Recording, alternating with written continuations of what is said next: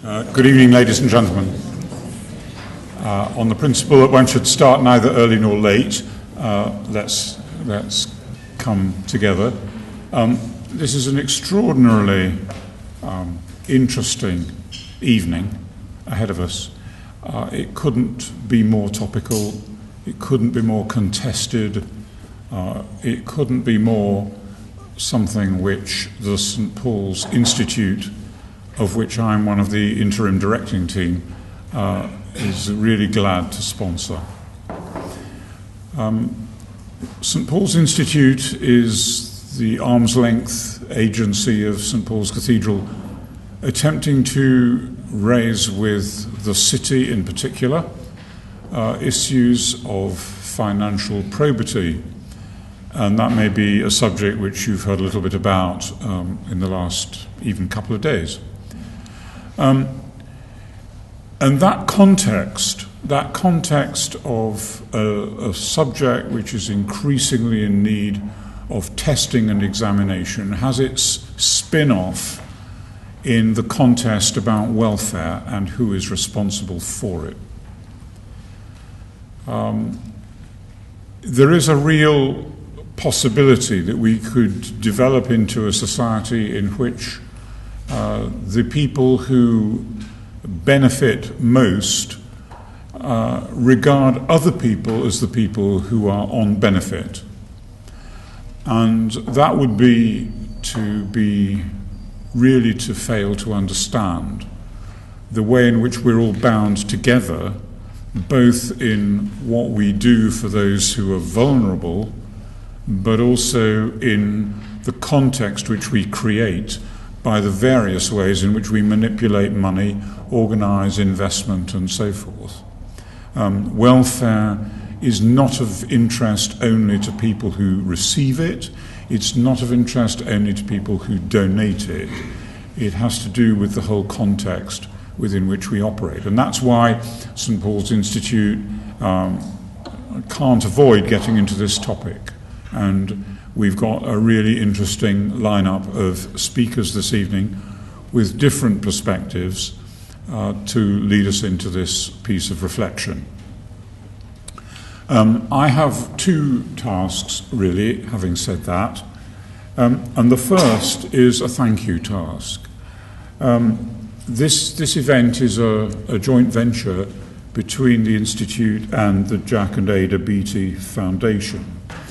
And we are really grateful for that partnership. It's part of our model of working, but of course it depends on other people being prepared to work with us. And we're really grateful to the Foundation for their willingness to do that. And for Alexandra Taliadoros, who's given the administrative output from that foundation to this event. And although it's not on my piece of paper, for obvious reasons, I want to pay tribute to the man behind the camera over there, who's Rob Gordon, who manages for us the St. Paul's Institute and who is also significantly responsible for enabling this event to happen. So that's my first task. And my second task is to hand over, with just a few words of introduction, to this evening's chair, Owen Jones. It says here on this piece of paper that his book, Chavs, The Demonisation of the Working Class, was received with acclaim. I can only speak for myself. I felt it was one of the most uncomfortable reads that I'd ever had. And it was like, I just said to Owen, it was like walking along a street and suddenly finding yourself confronted with a full-length mirror that you hadn't expected, and it provides an image of all sorts of things, and especially of people who think they're in favour of all sorts of liberal causes. So it was really a really valuable piece of work, and I think we're really privileged to have him here tonight.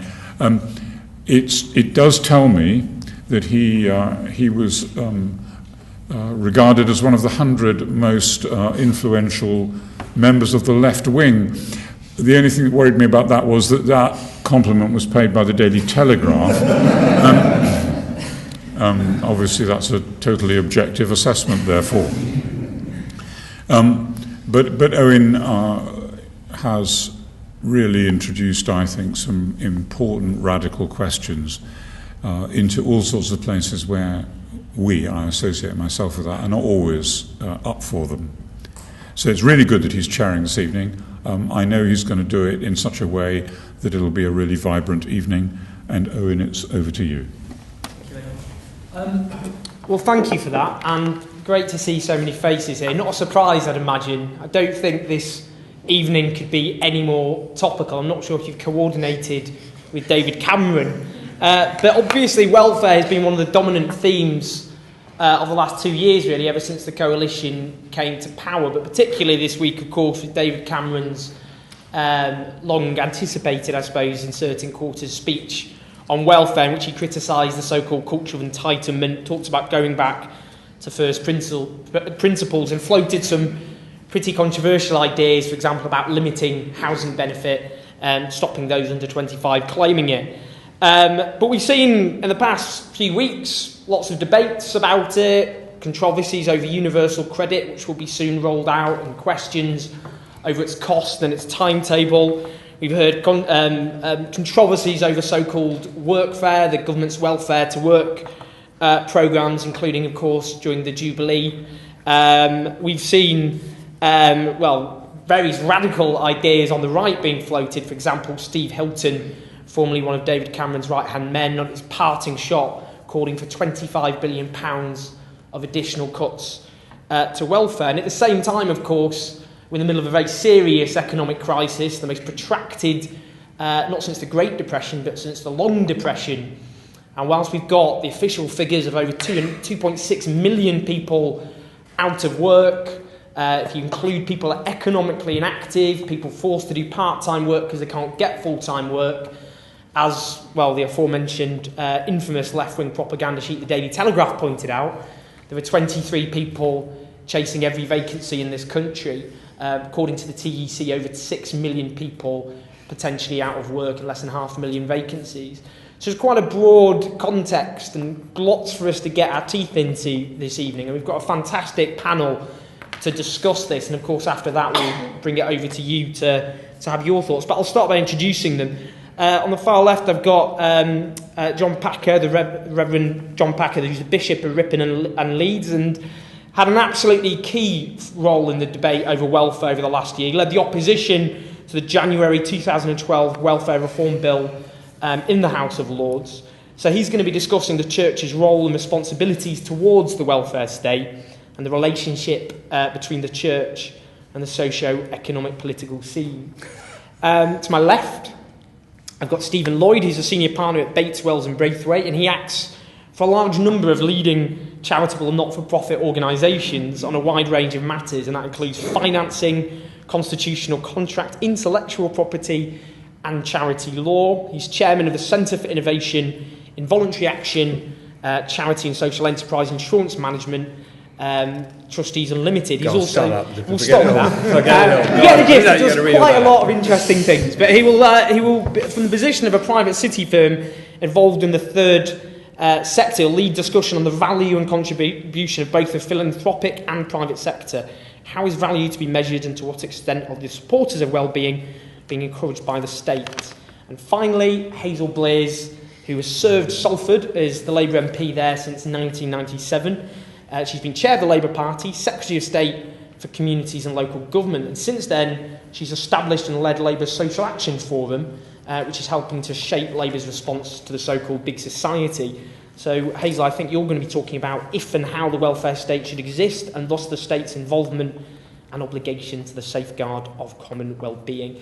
So the speakers will speak for 10 minutes each, and we're going to start with the Bishop. Over to you.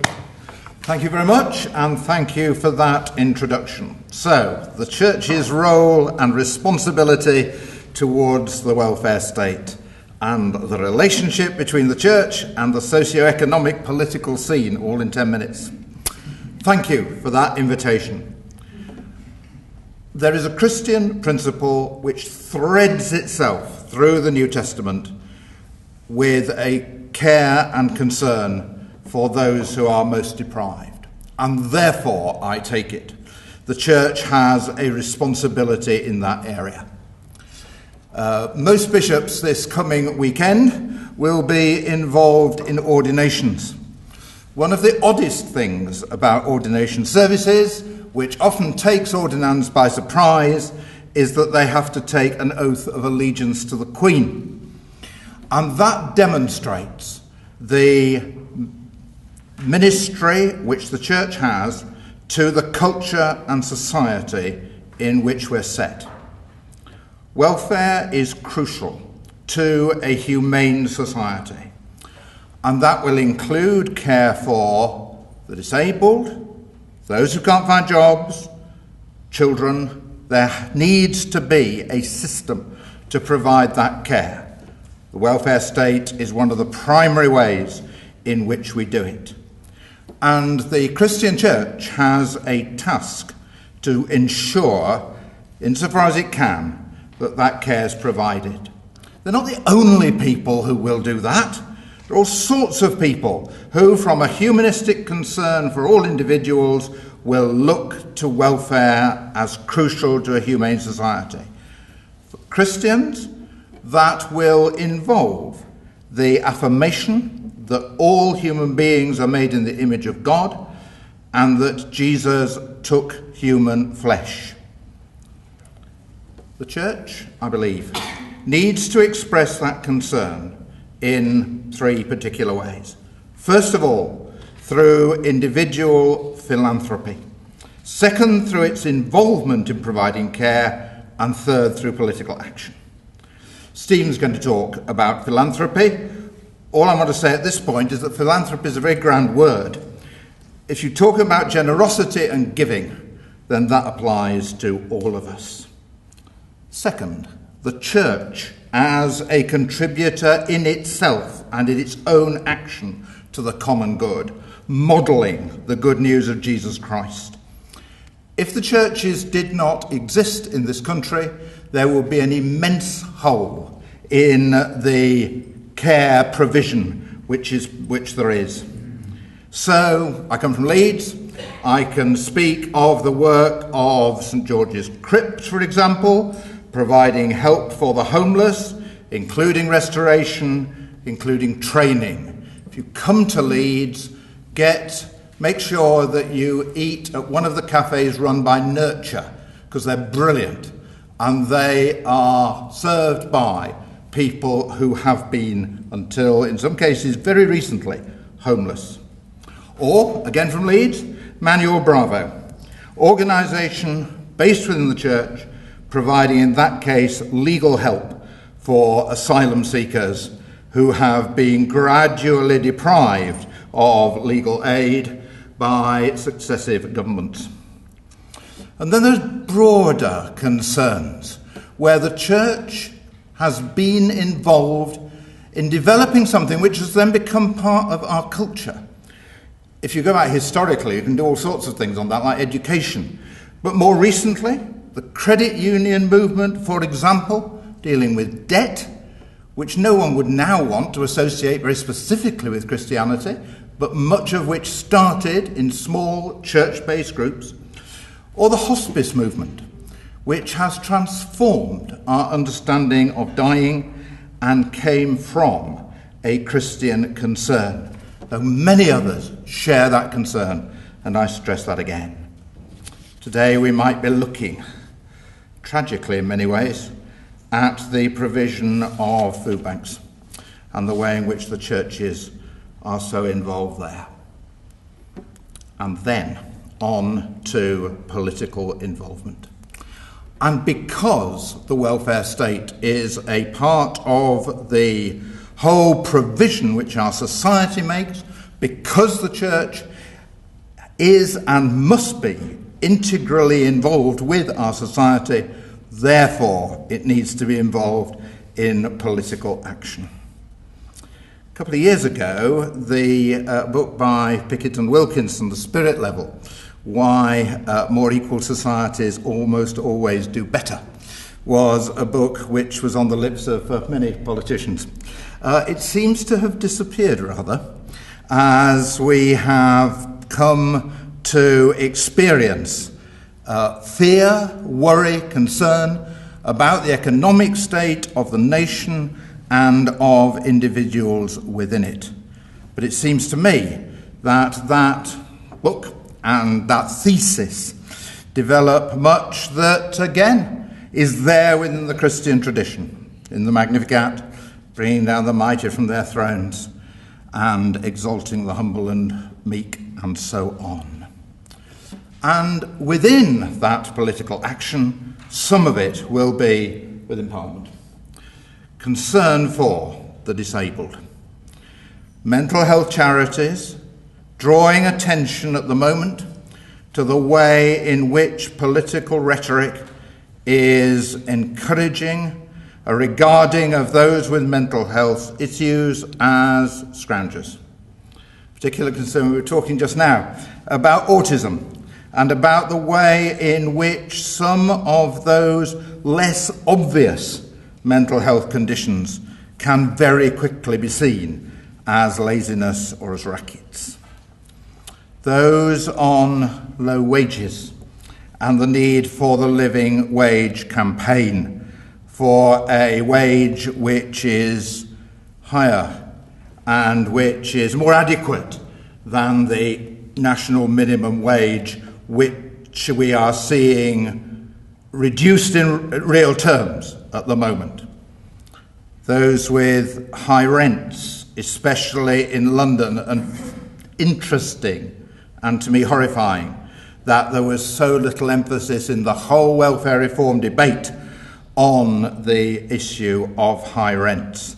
There was no attempt in any of that to deal with how the market sets rents. And then children.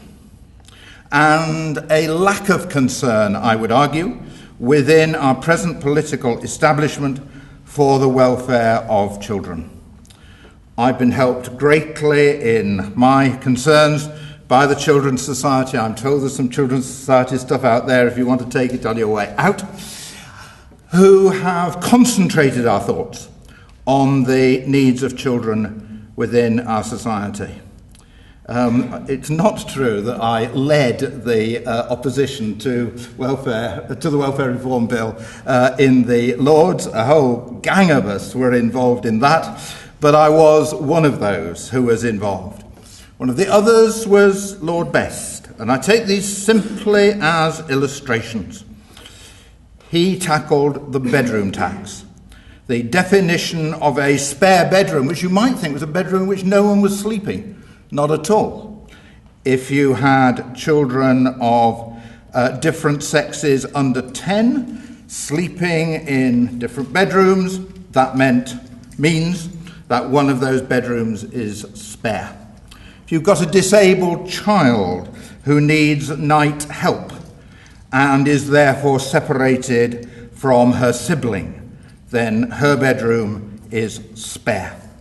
If you've got a child who returns at weekends after a family split, then his bedroom is spare. And child benefit. What do we do about that? Well, we squeeze it.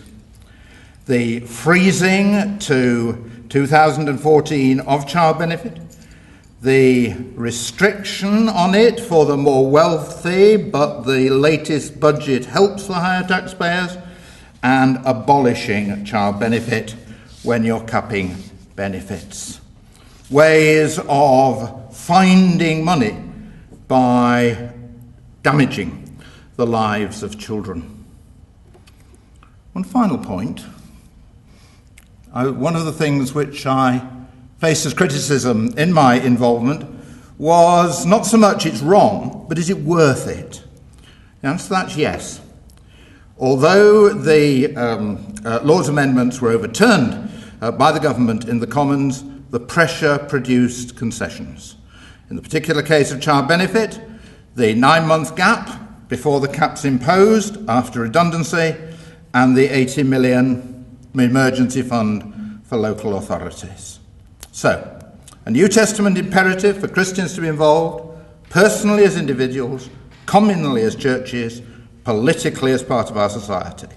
That seems to me to be the heart of where we need to be in responding to the needs of the welfare state.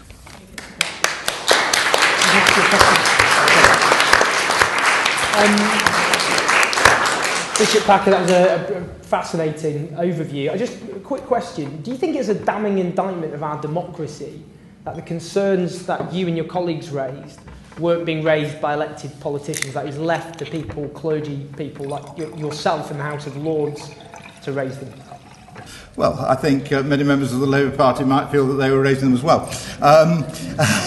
Maybe not as effectively. Did you think that it was left to people such as yourself because there was a failure of other elected politicians to do so? I think that there is a real fear that actually the government line is that which is shared by a majority of our fellow citizens. And I think there's a real fear on the part of government that they simply cannot give way on things like the child benefit tax. In many of the discussions, government ministers were prepared to say, yeah, we can see what you're talking about. And it's interesting that the concessions they made cost almost exactly the same amount as if they'd simply accepted the amendment. But they couldn't politically accept the amendment. Great stuff. Fantastic. Well, the next speaker, Stephen Lloyd, who's going to be talking, as I say, in terms of the value and contribution of both the philanthropic and private sector to the welfare state. Fine. Owen, thank you. Good evening, everybody. What do we mean by welfare? Is it a technical term to describe the support that governments and other agencies should give to individuals? Or is it a wider term, encompassing what individuals can do for themselves? Is welfare done to us, or can we help our own welfare? The Oxford Dictionary of English defines welfare as the health, happiness and fortunes of a person or a group. On the other hand, there's another definition: financial support given to those who are unemployed or otherwise in need. So as an employer looking at welfare, which strand are you looking at? The 5 Ways to Wellbeing report from the New Economics Foundation has a useful mnemonic: clang. C for connect, L for listen, A for being active, N for noticing, and G for giving. Apparently, if you live by these principles, you'll have a happier life. Inevitably, there are shades of all the great philosophies and religions in this. So quite a lot of this can be in our own hands. But as John Donne said, who worked in this building 350 years ago, no man is an island entire of itself. Every man is a piece of the continent, a part of the main. In a competition between the private sector and philanthropy in terms of sheer numbers, the private sector wins. The UK economy is worth roughly 1.3 trillion. Government spends approximately 23.4%. The voluntary sector, including universities, is no more than 5%. And private business in all its manifestations makes up most of the rest. So philanthropy is a very small player in relation to business. So I will concentrate on what business can do. My propositions are quite simple. Number 1, employers wherever possible should operate like doctors, to the Hippocratic Oath: do no harm. Number 2, better still, where possible, employers should seek to make sure their employees flourish. The evidence is that if employers do not make their employees feel this way, then their health and welfare declines. The classic analysis is the Whitehall study, a long-time study of male civil servants set up in 1967 to investigate the causes of heart disease and other chronic illnesses. Researchers expected to find the highest risk of heart disease among men in the higher status jobs. Instead, they found a strong inverse association between the position in the civil service hierarchy and death rates. Men in the lowest grades had a death rate 3 times higher than those of men in the highest grades. And this is illustrated, I hope, by this cartoon. Yes. What do you mean, it says, I have an ulcer? I give ulcers. I don't get them. Classic example of the boss. Further studies showed that low job status is related to cancers, chronic lung disease, depression, suicide, sickness, absence from work, back pain and self-reported ill health. Low social status has an impact on health. Therefore, the best thing employers can do is to try to make sure that employees sense that they have some sense of power or control over their lives. To paraphrase Thomas Hobbes, life is short where life is brutal. But some of this is very simple. Tim Schmidt, who runs the Eden Project, makes sure he says good morning in a friendly way to 20 of his employees every day. Spread the love. Avoid emailing when talking is possible. But another cause for employee unhappiness is a sense of unfairness. And the bishop's already referred to the spirit level. But this is profound. In the last year, salaries of top executives in the city went up by 12%, but by the workforce, generally 1%. In 2005, 21% of US national income accrued to 1% of earners. In 1970, it was 12%. Sorry, it's the other way around. In 1968, the CEO of General Motors took home in pay and benefits 66 times the amount of a typical GM worker. And 2 years ago, the CEO of Walmart earned 900 times the wages of his average employee. In my lifetime, since 1976, the things have changed dramatically. Britain in 1976 was more equal than it has ever been. Tax rates, mind you, were 83% on earned income, and in addition there was a 15% unearned income surcharge. But today, the UK is more unequal than at any time since 1918. In 2010, the average FTSE 100 chief executive was paid £4.9 million, a figure that had risen by more than 50% in the previous year. That's 200 times the average wage, let alone the bottom wage. Whatever happened to J.P. Morgan's view, and he was one of the great bankers in the 1890s in America, whose view was that the top paid person should not be paid more than 20 times the bottom person. That was J.P. Morgan. Now, Francois Hollande, who is regarded as a terrible left-wing threat, is trying to revive that idea. But it was good enough for J.P. Morgan, perhaps we should think about that again.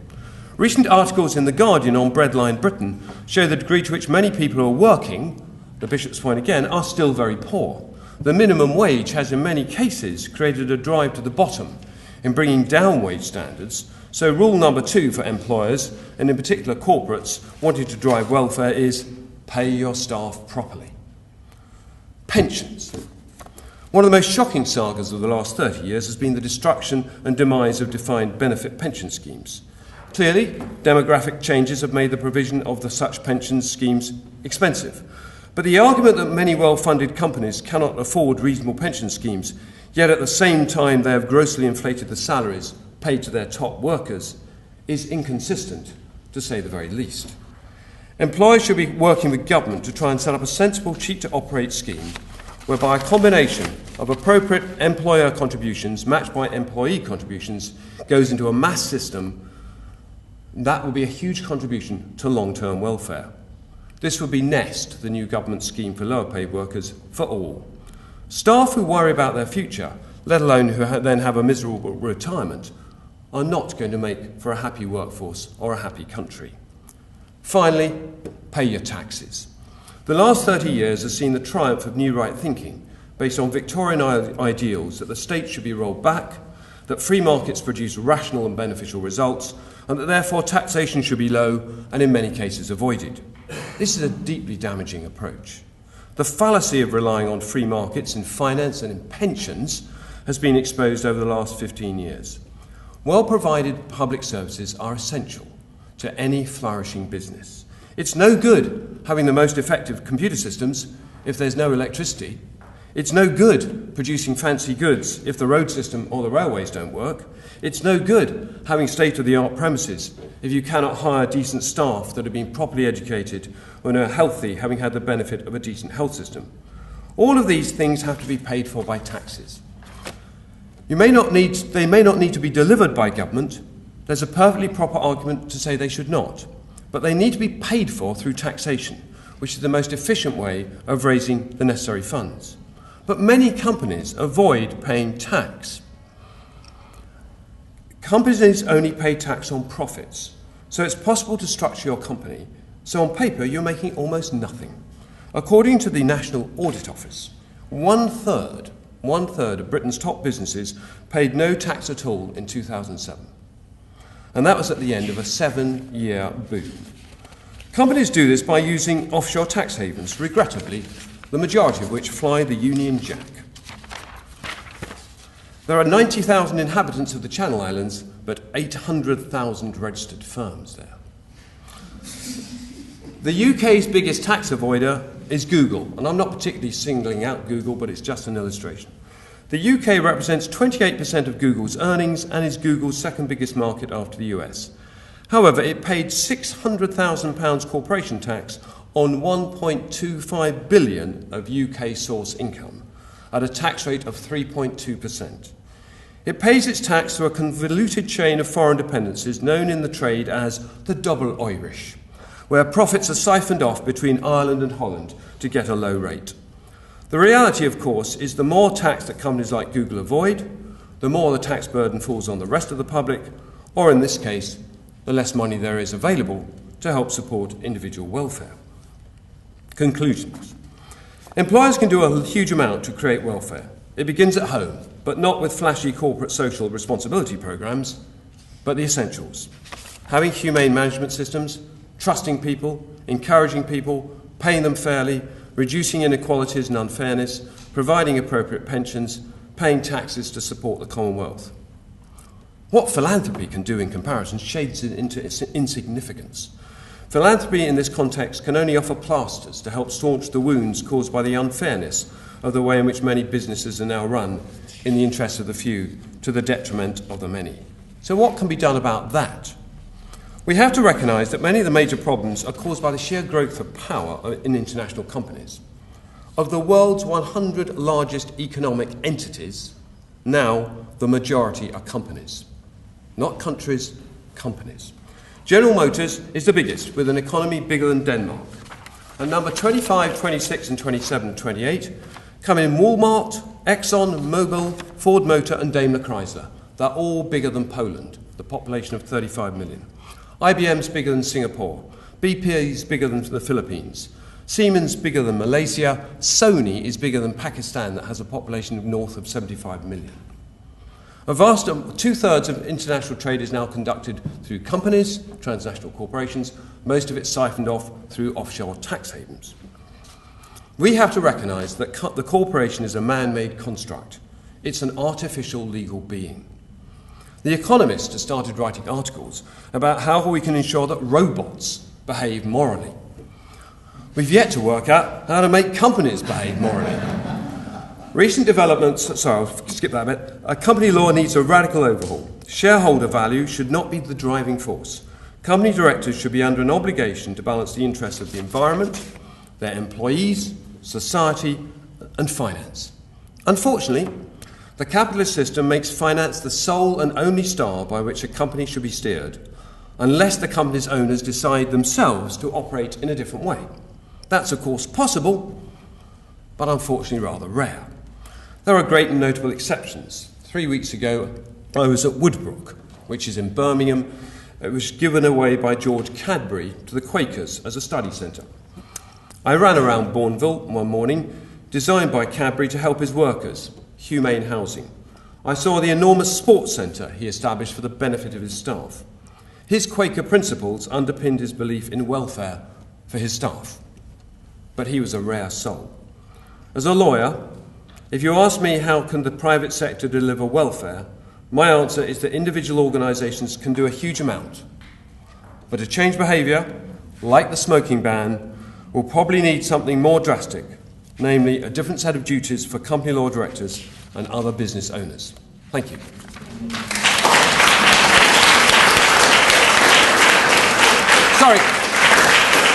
Sorry, could I say, I forgot my cartoons. Can I just show you three more cartoons? This one says, it goes in cycles, Junior. Sometimes the rich get richer and the poor get poorer. Sometimes the rich get richer and the poor stay the same.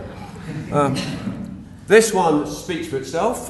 That's our chief executive of FTSE 100 company, and there's his staff. And this is the final one, which is all about tax. I just got a 200,000 tax cut. I love this country, but why is it such a dump? And people not paying their taxes is the answer. Yes. Sorry. Stephen, well, that was absolutely fantastic. One of the things that really interested, the point you made about wages. Yeah. There's often a presumption, very widespread, the sense that welfare is something which only employed people get. But of course, if we think of tax credits, we think housing benefit, 93% of new housing benefit claimants last year were in a household in which at least somebody worked. Do you think actually talking about a living wage could be a way actually of arguing for bringing down welfare spending without kicking people at the bottom. For example, bringing down the amount spent on tax credits and on housing benefit. Do you think that's something we could tie in, if you like, to the debate? No, I think it's profound. I think it's an absolutely fair point. So there's an awful lot of people who are working and dependent on state benefits in order to make ends meet. There's no doubt about that. And as the benefit cuts bite, the fact that they're living on very low wages will make their lives really hard. So, I mean, you know, the London Living Wage campaign is a small example of what the very minimum is. And it's not, you know, whatever it is now, £8 an hour in London minimum wage, not a huge amount of money to live on. It's tiny. But then the figures are always shocking, because average industrial wages are 25,000, but the mean is about 18,000. And so, and in that context, you know, people being paid millions is amazing. Brilliant. Thanks so much for that. And finally, Hazel Blears, and she'll be talking, it's quite wide-ranging, I think, about the role of the state, its obligation to safeguard common well-being. Thank you. Thanks very much. I haven't got any cartoons, so you just have to put up with me tonight. I'm delighted to be here, and particularly because this event's been co-organised for Jack and Ada Beattie's foundation, and I know Trevor very well, and he's absolutely the kind of person that would want this discussion to take place. I was looking at the title of the event tonight, Welfare, Whose Responsibility Is It? And I think if you have that kind of title, it leads you to only one conclusion, and that is that it's the responsibility of everyone. Whether you're in commerce, business, whether you're in politics, whether you're a company or a citizen, actually it is a responsibility for all of us. If we live in a civilised country, we want everybody to be able to make the most of the skills and talents that they've got, but we also want to be able to live in a country where when we fall into difficulty, we know that there is a network of support there that can see us through some pretty difficult times. So I think it is, and as Stephen was saying, it is the state and the church, but it is also those very wealthy individuals which he's talked about, and the input into the charitable organisations and philanthropy as well. Now, welfare. And I really am beginning to hate that word. I don't know about you, but I would much prefer it rather than talking about welfare, which has now got connotations around handouts, scroungers, the undeserving poor. As soon as you say welfare, it brings all of that to mind. I would rather that we talked about the ideas of social security, about insurance against hard times, and solidarity between rich and poor. But I'm afraid that the truth of it is that as much as I would want us to be talking about those principles, the rest of the country is not in that territory, and I think we've got a huge task before us, all of us, to try and shift the debate so that we are not simply talking about handouts to undeserving individuals. We're actually talking about a system in this country of social solidarity, of insurance, and particularly of a contribution-based welfare system. Looking after others has got a hugely long history in our country. It's something to be proud of. The church, certainly in the early days, was the main mover around hospitals, around community care, certainly around mutuals and benefits. And all the talk now about social enterprises and mutuals and co-ops, you know, we had that hundreds of years ago with friendly societies who used to go round and collect the shillings from people in their communities in order to provide insurance policies for the future. So some people think the welfare state simply began in 1945. It didn't. For hundreds and hundreds of years, we had a lot of individual and charitable organisations and foundations doing this very job, sometimes doing it well, sometimes doing it badly. And anybody who got taken into the workhouse in the last century didn't have a particularly good experience. But nevertheless, we seem to think that it all started in 1945. It's true to say at that point, with the whole atmosphere around the war, the fact of the need to renew the whole fabric of society, there was a much bigger push to make sure that people could be supported. This year was the 70th anniversary of the Beveridge Report, one of the most important and significant political reports we've ever had, and which really laid the foundations, not just for social security, for unemployment benefit, for family allowance, but also that whole drive towards making sure we had universal education in this country, making sure that there was housing provision, that most citizens, irrespective of the fact that they were not particularly wealthy, were entitled to a level of support, really not based on their income, but based on the fact that they were citizens. It was encouraging at that time that this whole agenda united politicians, and again, I can't say the same today. We even had Churchill saying in the War Cabinet, he said, "I'm certain that unless the government is prepared to be as courageous in planning for peace as it has been in carrying on the war, there is extreme danger of disaster when the war ends." And against his original judgment, he then decided to back Beveridge. He decided to set up a reconstruction committee that had Labour politicians in it. There was a real coming together of the whole nation to say that when the war was over, we needed to make sure that people had housing, they had education, and they had the things to enable them to make a better life. Equally, in the Labour Party at that time, you had Clem Attlee, who learned his socialism in the East End of London. But he was no soft touch. And Clem Attlee said, a socialist state cannot afford men to remain idle. He was absolutely convinced that people had a responsibility to make a contribution. Herbert Morrison at the Labour conference in the 1940s said, "We have no hands and brains to waste and no resources to fritter away on those who don't contribute to our common effort." And he said something which I think in retrospect is quite harsh, but nevertheless he said it as a very revered Labour spokesperson. "Let us point the finger of public scorn at such parasites who make themselves comfortable at the expense of the whole community." So even in 1945, with that great spirit of solidarity, there was a real recognition that we all had a responsibility to contribute if we could. And I think one of the biggest failures in recent years has been the erosion of the contributory principle, which was really about a bargain between citizens in this country. And that contributory principle was that when you were doing well, you could pay into the system because you knew that when you fell on hard times, whether you lost your job, whether you were sick, whether you were elderly, you then could draw on the system to provide you with essential support. And it was a two-way street. It was a contract. It was a compact between people. And I think that over the last 30 or 40 years, that contributory principle has actually been eroded. And that, in my view, has now led to a real crisis of confidence in the welfare state. And that isn't just amongst, if you like, the well-off, privileged millionaires in the country. There is a crisis of confidence amongst working class people in the welfare state. If you look in the early 1950s, the welfare state and the cost of social security was about 5% of GDP. This year it's likely to be 14%. And the majority of that extra spending has come from taxation. In the 1950s, most people were working class. They didn't pay tax. They certainly didn't have savings. They weren't hit by the costs of welfare at that time. And yet now, most working class people are paying extra taxes in order to fund the rise in the cost of the welfare state. We've got this year, the projections are an extra 29 billion onto the welfare bill, primarily because of unemployment going up, which to me is the economics of the madhouse. Unemployment goes up, of course, you're going to have to pay extra for your welfare state. We've got now almost £1 in every 3 spent by the government goes on welfare. I don't think that that's a good position for this country to be in. I want us to be spending more on education, on research and development, on science, on innovation, on creating new jobs. At the moment, 1/3 of our government income is spent on welfare. And there are now 1.5 million people who have been out of work for at least 9 of the past 10 years. That is a catalogue of pretty serious failure, and I include our government for our 13 years in much of that. Because for many years, while the economy was booming, it was perhaps more convenient to leave people possibly signing on an incapacity benefit or whatever, without really making an attempt to say, how can we get you back into work? How can we help you to make the most of your skills and talents? And I think the legacy that we're left with now is very difficult indeed.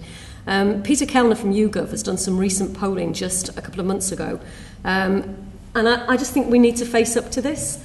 Because, you know, our politics can be absolutely that we want to help the poor, we want to do the very best we can. But you look at this polling, and again, I was quite shocked by it.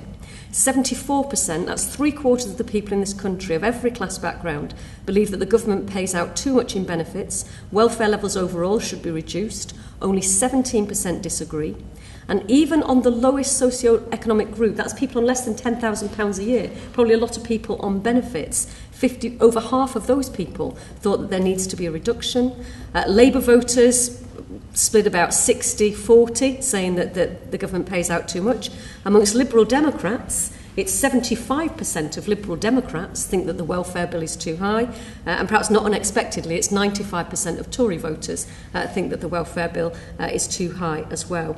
And two-thirds of the public say that scroungers, which has become a term of common currency now, are a significant minority, around half or a majority. So people's view now is that people who are taking unfair advantage of the welfare state are not the odd people, it's not the few, but it is actually either a significant minority or many more. Now, some of that's down to propaganda, some of it's down to the press, but there is a genuine feeling in the country that has now led to a lack of support for the current way in which the welfare state is configured.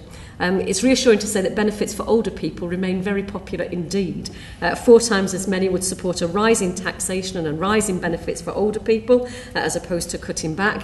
And there is still a sympathy for help for people with disabilities, which I think is very important. But if you look at some of the benefits for older people, the universal benefits for heating allowance, for bus passes, for pensioners, many of whom have a significantly high income, there's a degree of political nervousness, again amongst all parties, to even talk about rebalancing the welfare system away from some of those benefits and towards the people who are struggling slightly more.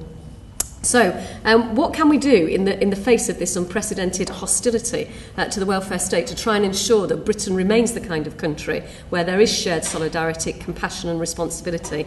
David Cameron's speech last week, I think, was, I would call it aroma politics. It's where he floats something and kind of throws a bit of fragrance around the place to give an indication of what he'd like to do. He says it's not going to be policy just yet, but after the next election, if you vote for me and you give me a majority Conservative government, this is the kind of thing you can expect. And what he says about the welfare system at the moment is the signals it sends out are, first of all, that it pays not to work, that you're owed something for nothing, and there's a culture of entitlement. Now, there might be some areas in which it is right to examine what's going on. The eligibility for social housing. There are many young people under 25 who need to have eligibility for housing. They might come from a very dysfunctional family, they could have been abused, they could be in terrible circumstances. But I think asking the question about automatic eligibility is a legitimate debate to have. Indefinite benefit periods without any attempt to intervene in people's lives and get them back to work, again, I think is worth having a debate about. But for me, it completely ignores the big elephant in the room, which is the lack of work. You cannot talk about rebalancing a welfare state unless you've got a real plan for growth, to create employment. The only reason that Beveridge was able to get his plan through was because the government in the 1945 era was absolutely committed to full employment. In fact, I think it was Bevin said, as soon as unemployment goes over 8%, the government should recognise that it's got a problem with mass unemployment and it should come forward with strategies to make sure you get the economy moving so people can get back to work. If they're not in work, how can they contribute to that compact and that contract between people? And at the moment, I think Cameron's speech on welfare is actually a distraction from the real problem around the economy, and that's what needs to be addressed. I believe very strongly that tax credits at the moment provide, to some extent, a subsidy for what is very often profitable employment. I was working with somebody from Morrison's supermarket on this issue, on trying to get people back into work, and he said to me, our company is very profitable. Why are we getting tax credits and topping up people's wages? Wouldn't that money be better placed in trying to get people who are a long way from the labour market? Perhaps they've been homeless, perhaps they've got problems with drink and drugs. Wouldn't it be better putting that into investing in them so that they can come and get a job with us rather than the way that the welfare state is currently configured? The work programme, again, why are we talking about the youth contract of subsidising employers when we ought to be using our money to invest in the skills and talents of some of those young people? I want to say one final word really about the big society, because that's what I came to talk to you about tonight. But in a way, there's very little to say, because despite 3 major relaunches of this idea that was going to be the flagship programme for the Conservative government, this was going to be the way that we would revolutionise society. We'd all be in it together, we'd empower local people, we'd get them taking more control over their own lives, all principles which incidentally I absolutely subscribe to. I'm a localist politician and I've never believed in great big state solutions, but I honestly now feel that even if David Cameron believed this at at the start, there has been a strand of fairly right-wing conservative thinking which has seen the big society as a very convenient frame within which to move public services, first of all into the social enterprise sector, because that's a nice, safe sector to be in, but then absolutely with the end journey being to move those public services much more into the private sector and to end up with a smaller state, lower taxes, a very American model. And I think that this is quite a big political project for the right, which has been, if you like, camouflaged under the big society. But I'm afraid it's died a bit of a death. It's a bit like Monty Python's Dead Parrot. I think it's ceased to be, and I can't see it coming back really anytime soon. So I really do believe that the big challenge for us now is to try and make sure that we get jobs back into the economy. It's no wonder that borrowing is up, that the tax take is down, that banks have dreamed up ever more complex schemes to sell derivatives, to create instruments that do not create wealth. And unless we get a real drive now to create real jobs which add to the wealth of this country, then we will not be able to provide the kind of welfare support that we want to. And I'll just finish with a quote really from Beveridge, because he talked about the 5 giants that he wanted his proposals of social insurance to deal with. But he said, idleness is the largest and fiercest of the 5 giants and the most important to attack. If the giant idleness can be destroyed, all the other aims of reconstruction come within reach. If not, they're out of reach in any serious sense, and their formal achievement is futile. So for me, the question is not about welfare. The question is, as far as it can be, the question should be work.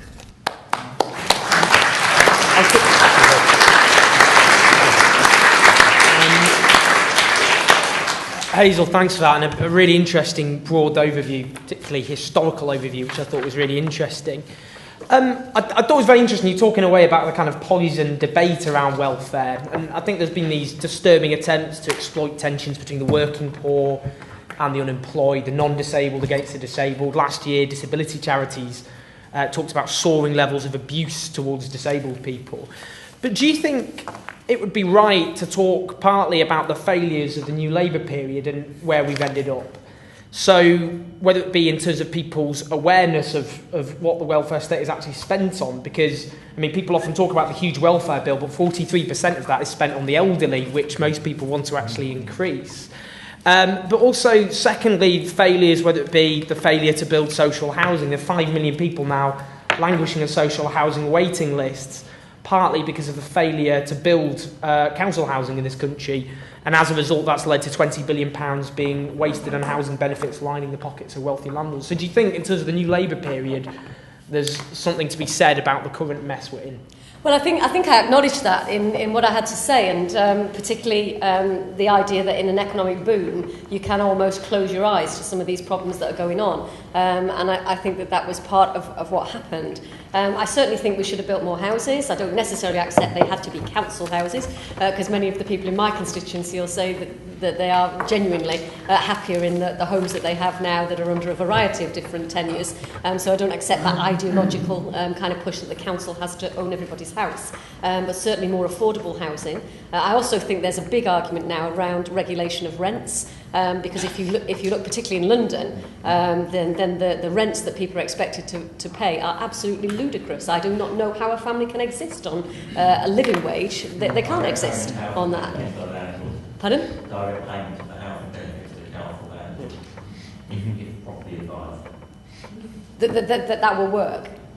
It works for the infirm and the elderly in house accommodation, some house accommodation. Right. I just think that the levels of rent are just so high now that trying to look at some system of regulation would be really important. I remember when I was trying to bring forward a policy to have licensing of private rented property in my city. It took me 12 years to persuade the civil servants, because they said, oh no, we can't do that because there's a lack of supply in London. I said, well, in the north we don't have a lack of supply. What we've got is some really, really bad landlords who are blighting whole areas of my community.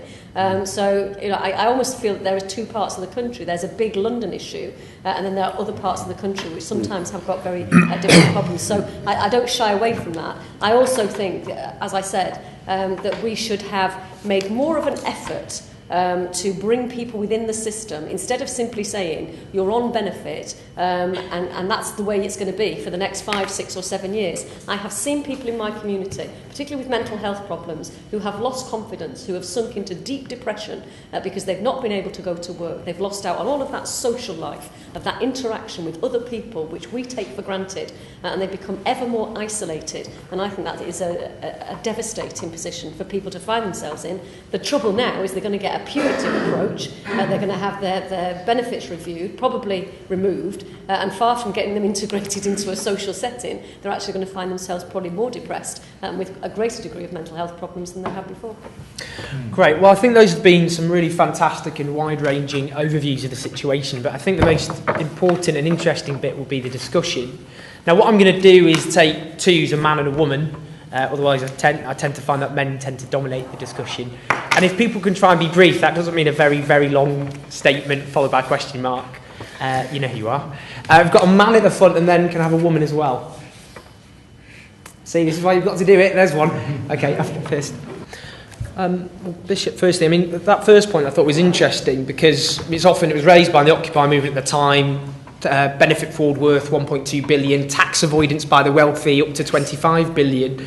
But it seems quite abstract to people in communities to start talking about tax avoiding business people rather than a sense of someone in their own community not playing by the rules. And of course, the second point, the cap on benefits, I mean, you were very active in terms of opposing that, but it was, as she says, very popular. So what are your thoughts on both of those? I think the one simple message in terms of the situation which we've got now, where the government all the time goes back to saying the trouble is that we are in a great economic hole and therefore you cannot criticise any cuts that we make, is to say that those who can afford to bear the burden of the economic pressure should be those who do so, in contradistinction, if you like, to the all in it together, which tended to be, at least until recently, I haven't heard it so much recently, but tended to be the government mantra. So those who can afford it should respond. The cap on benefits, and I think what the problem there was really that overall figures were used, some of them invented. The people who actually suffer because of a cap are, particularly in London, and Hazel was talking about that, those who are paying either directly or through the direct payments, paying vast rents, and the others are people with large families, and the government seems to have an assumption that all families consist of 2 parents and 2 children or something, and that if you have 8 children, that's simply irresponsible. Most families with 8 children is because children have come together from a number of different families and so on, and people have taken them on, and those are the other people, king carers, who have suffered because of that. And I think, and again, so often with a whole range of this, where people actually see individuals, where it's their neighbours, then they will often sympathise with the situation that they're in. When you're actually dealing with a group or a class and have no relationship with it, it's then that you feel that you are being deprived and that others are abusing it. Stephen, you talked actually quite an impassioned way about, well, in a church, the sins of the people at the top rather than the sins of the people at the bottom, which we often exclusively focus on, well, the media does or politicians. What do you think that point about messaging? How can an alternative message that you're putting across in quite a hostile media environment, how would you do that? I think the crucial thing is about fairness. I think the British do have a sense of fairness, and I think what's happened over the last 30 years is that there has been an increasing coarsening of our public debate, an increasing adulation of money, whether it's pop stars or football stars earning a huge amount of money, whether it's everybody's getting hooked up on Hello magazine, and therefore getting sucked in by this cult of celebrity and accepting huge disparities of wealth because that's seen as the norm. And I think that's been very dangerous. Hazel referred earlier to the experience of the Second World War, and I was brought up in the immediate aftermath of that. And there was a huge sense of social solidarity because British society had been through this terrible traumatic event, and most particularly, working class lads had been in the army with middle class people. They'd all been mixed up. And the National Health, one of the key ideas behind the National Health was the doctor's waiting room, where the middle and the upper classes would sit down with the working classes in the same room, whereas doctors previously used to have different entrants, apparently, in some cases. So there was a sense of social solidarity, and in the last 30 years we've started to lose that. And I think that's really dangerous, because then you start turning on different groups if you lose that sense of social solidarity. And what we've come about, and is one of the most pernicious messages, is basically we have to accept these discrepancies of wealth, because that's the only way we'll get the rich people to come to London, because then we can play with their money, and then we can have their money spent here, and that's a good thing. When actually what we're creating is a two-tier economy, where we've got London as a sort of mega city state, and the rest of the country. And you've only got to look at house prices to see the difference there. And I think there is a very strong argument to say, actually, we've got to think this through a bit more.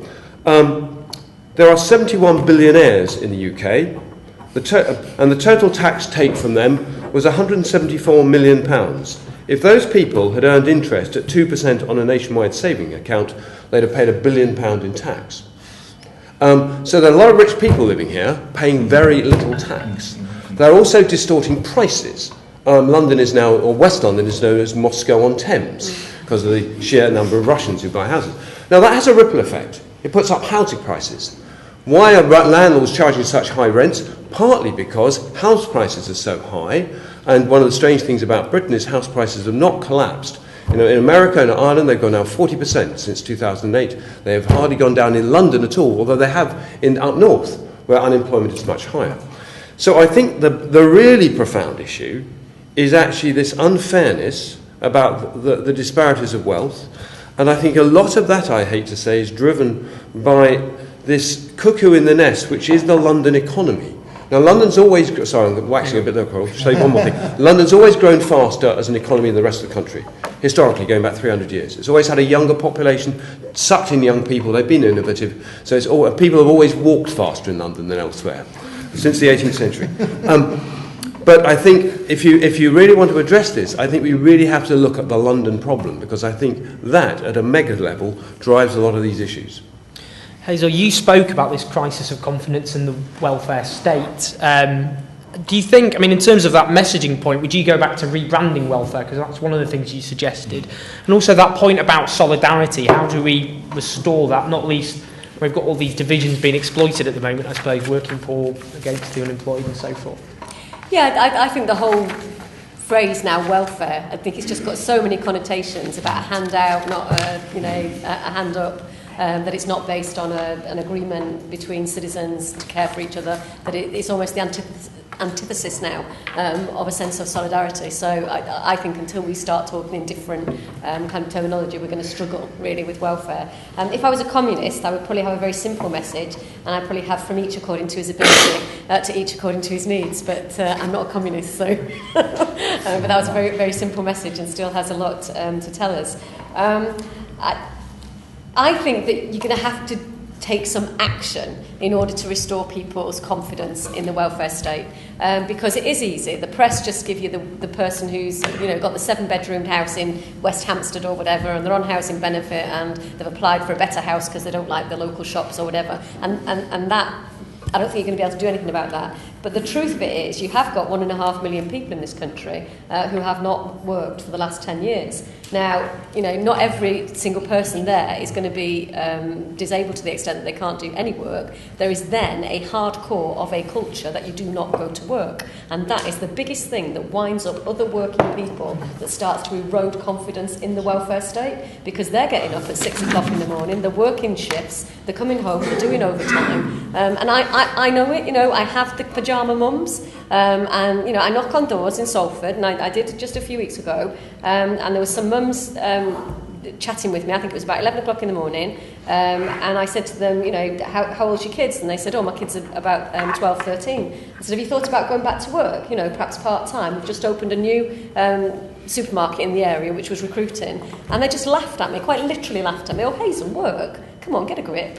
Absolutely no intention whatsoever of going to work. There was a young woman I spoke to on Monday morning, just after Cameron had made his speech, you know, and I want to really have a go at Cameron for the things he was saying. But she said to me after a school event, she said, can you help me get a better house? She didn't even say good morning or anything. Can you help me get a better house? So I said, well, I'll do what I can, you know, tell me what the problem is. And she said, there's plaster falling off the walls and it's a terrible state. So I said, well, certainly I will. I'll do my best with your landlord. She was 7.5 months pregnant. She said, I'm having this baby in about 6 weeks' time. So I said, well, we need to try and get something done as soon as we can. And then she said to me, I have another 4 at home. Now, there may well be a reason. It might be other families that have come in. But nevertheless, she's in a position now, you know, where she's got 4 children. She's having another child. I don't know her circumstances, and it would be wrong to say that there weren't some very legitimate reasons behind that. But the young man who was with her, he clearly wasn't working either. And, you know, my heart sinks because I think, well, what is the future for that family? Unless there is, not a punitive approach, but somebody actually going around saying, right, there's this training scheme, there's this that you can do. Instead of leaving people to just lead out their lives in this increasingly narrow social forum. Who do they ever meet? Who do they have contact with? Who are their role models? Who's telling them that they can do something better? No one. Okay, great. Well, so first question is in terms of regional benefits, would you support that as part of a living wage campaign? Yeah. And also students claiming benefits, and there in terms of if companies are to pay higher taxes, as you suggest, would that drive businesses away or have a negative impact on the economy? So who wants to start? I'm happy to answer. Yep. I'm happy to answer the second question. Not so good on the first. I think there's really interesting questions here. Number one is, does a high tax economy destroy business? You only have to look at the success of the Nordic countries to realise that there, a rational social democratic approach is actually good for business. One definition of social democracy is to save capitalism from itself. In other words, to ensure that capitalism is managed to prevent what Marx foresaw of the development of monopoly capitalism and oligarchies and so forth. So actually a sane relationship between business and government is at the heart of any decent capitalist system. And one of the ways in which you finance that is taxation. Now, our corporate taxation is a nightmare. I have to say Gordon Brown was a disaster because our tax statutes are the longest in the world. They are phenomenally complicated.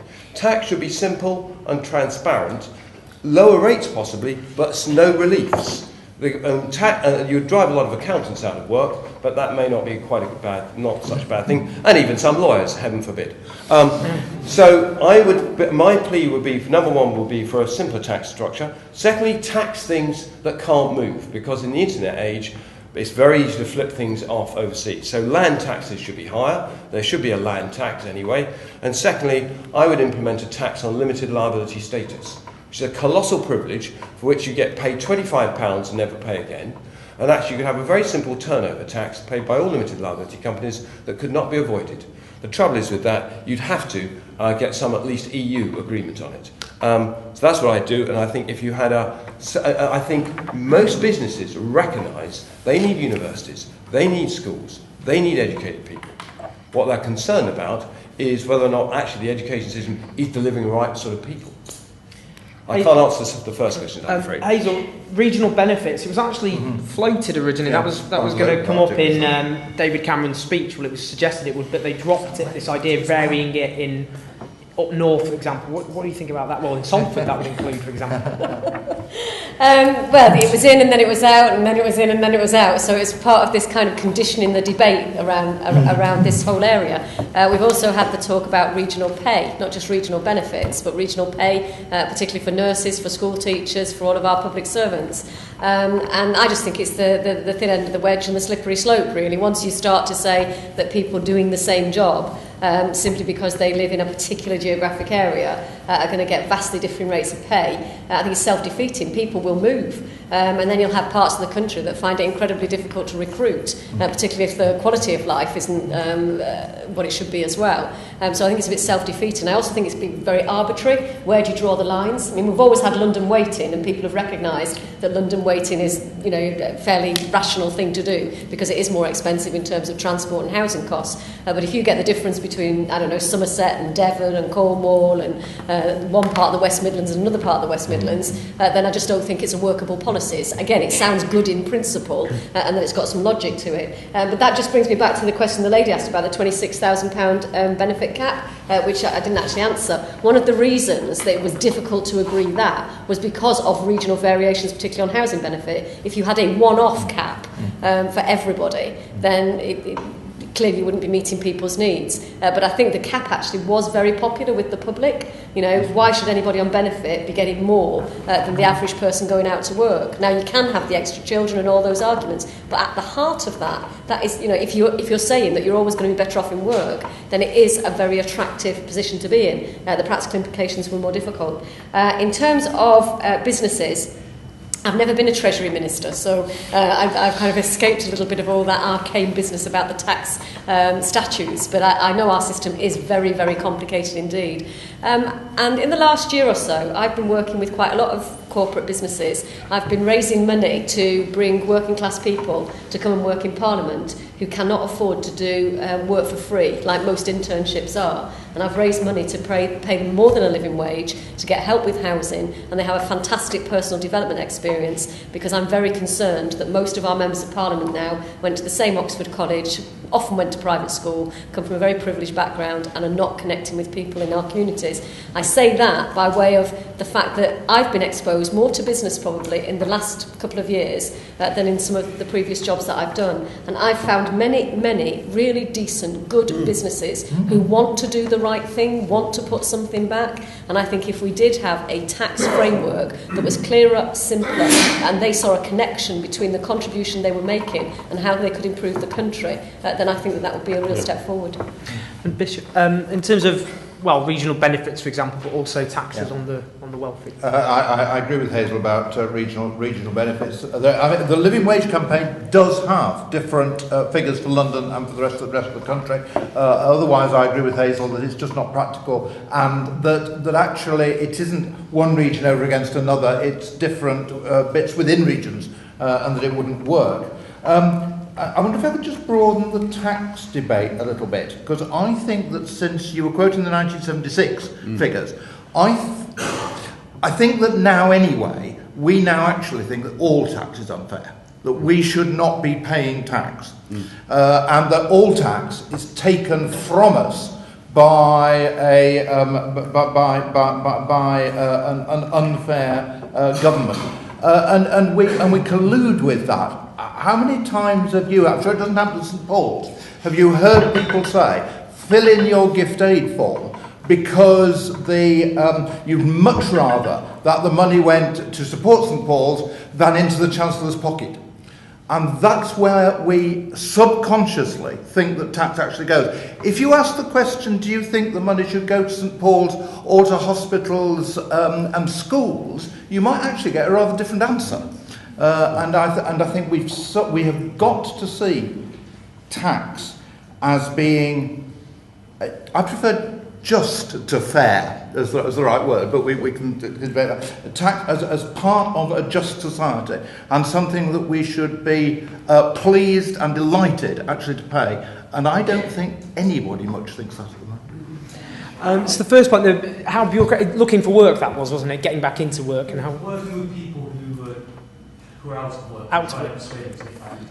And how bureaucratic that process can be. Hazel, do you want to talk to that? Yeah, I couldn't agree more. When we were doing the Future Jobs Fund, James Pennell and I were setting that up. and that was aiming to give particularly young people the chance of training on a proper job at the end of it. I was stunned by a fact somebody told me, that 7 out of 10 people get their next job through somebody they know. And that doesn't just apply to lawyers and accountants, it applies to plasterers, joiners, your dad knows somebody with a white van who's got a bit of a contract on, etc., etc. Only 1 out of 10 people get their next job through the job centre. Wow. Now, why are we spending billions on a kind of total infrastructure of job centres when we should actually be spending our money on widening people's networks, making sure they've got some of those soft skills in terms of being able to present at an interview, being able to have a conversation with a potential employer. Why have many of my kids in Salford never been in a restaurant, never had those experiences that then make them far more employable? Why are we not thinking differently and saying, instead of having all those buildings and the boards that are up there with the jobs on, that's not how the world works. The world works by saying, do you know somebody who knows somebody who knows somebody? And in this century, it's still who you know, not what you know. Your iPhone, it used to be your Filofax, is worth as much to you as an undergraduate degree. And I just think we are so old-fashioned and so out of date in our job search that we need a massive revolution in what we do. And Grace's point about working class representation, I mean, the figures are quite startling for that, actually, because over 2/3 of MPs come from a professional middle class background, less than 1 in 20 from any unskilled background whatsoever. I remember actually interviewed you, Hazel, just before the last election, and I thought it was a really interesting kind of candid point about the way government works because of that, because I said, there's up to 5 million people on a social housing waiting list.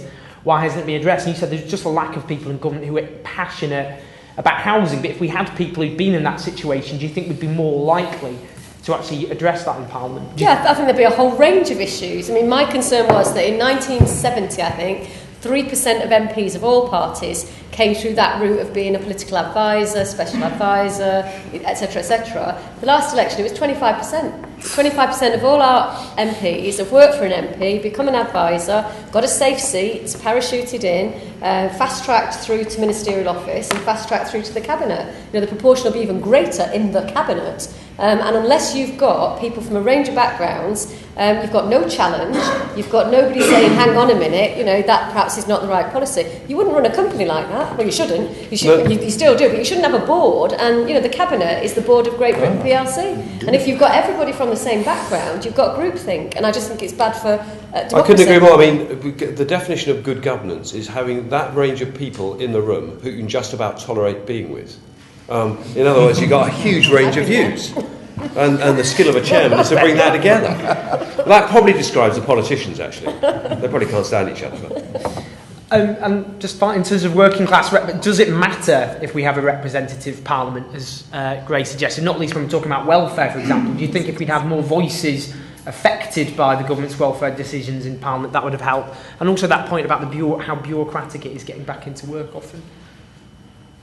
I think on the first question, I agree with that. I think there ought to be more variety. It is not actually easy within our political system to produce it, and that's complex.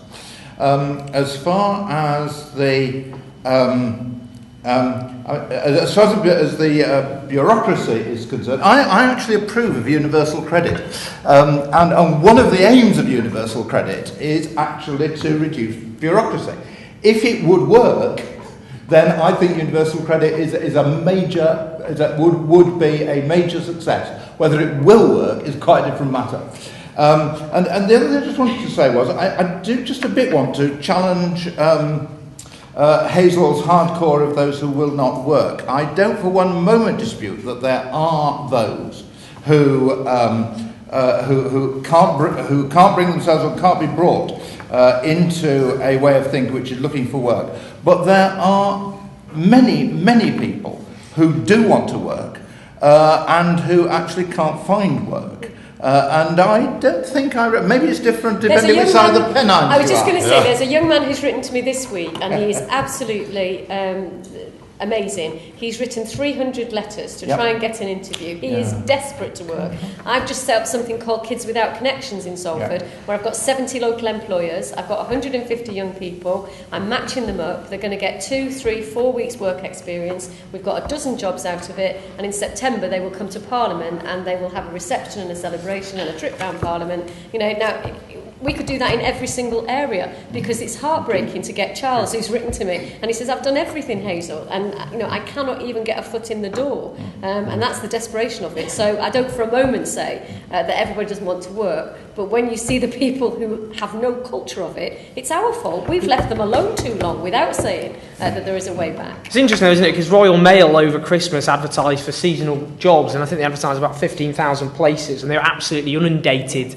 Tens of thousands, over 100,000 young people predominantly, but it's interesting because we get a lot of emphasis on the hardcore who supposedly don't want to work, and very ever little reflection on the majority who are desperate for work but can't get any. Right, so that's in terms of priorities and what politicians should prioritise. And the second point, relying on the third sector, we've seen obviously take homelessness gone up by 14%, an average of 15% cuts to services supporting them.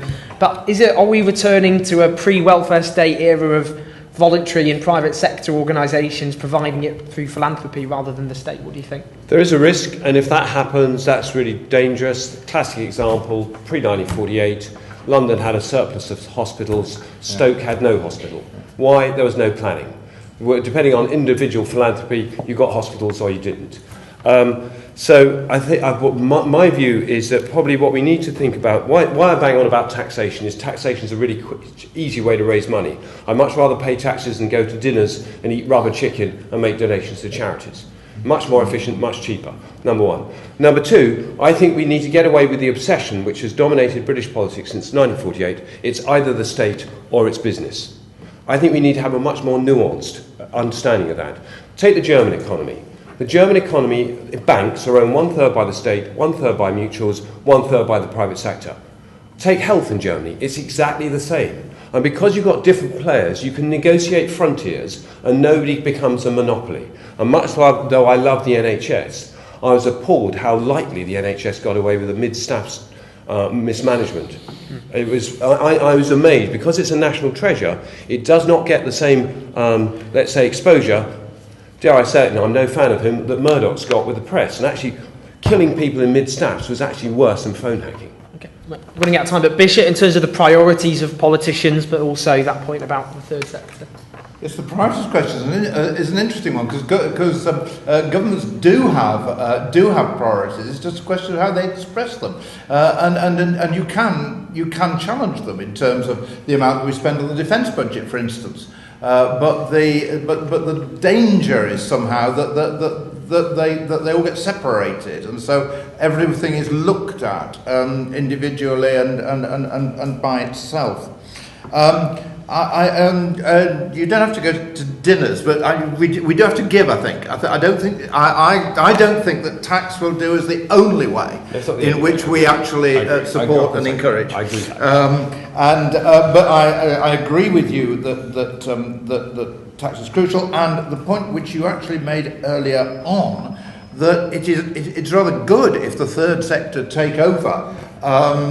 Probably more than they have traditionally done in this country, so long as it's properly funded, and as long as the money's there to enable the third sector actually to do it properly. And just finally, Hazel, to finish us off. I was just going to say that it was Aneurin Bevan, wasn't it, who said that politics is the language of priorities.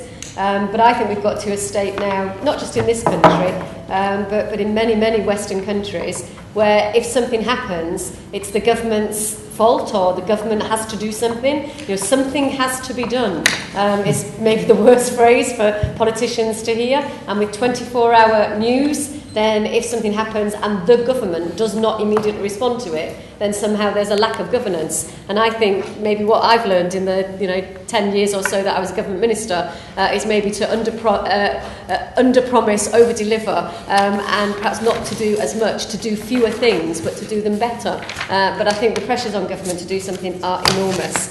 In terms of the third sector, I just think there's a bit of a con going on, I really do. And when I first thought about the big society, I actually thought, great, I wish it was our government, but I did a white paper called Communities in Control, and it was all about empowerment, the third sector, a social enterprise strategy, getting different providers into the system for health, for education, and I think it is a big idea, and I am so saddened by the fact that we've now got a £5 billion cut in charities. So it's got no credibility whatsoever. You cannot bring in what is a fundamental change in the balance of public-private sector provision in an atmosphere where you are cutting services from under people's feet. And I think it's a really big missed opportunity. When I was a health minister, I talked about co-ops and mutuals and all of that. And all I got from civil servants was, well, we understand the public sector and we understand the private sector, but we haven't got a clue about this whole range of really vibrant and innovative organisations,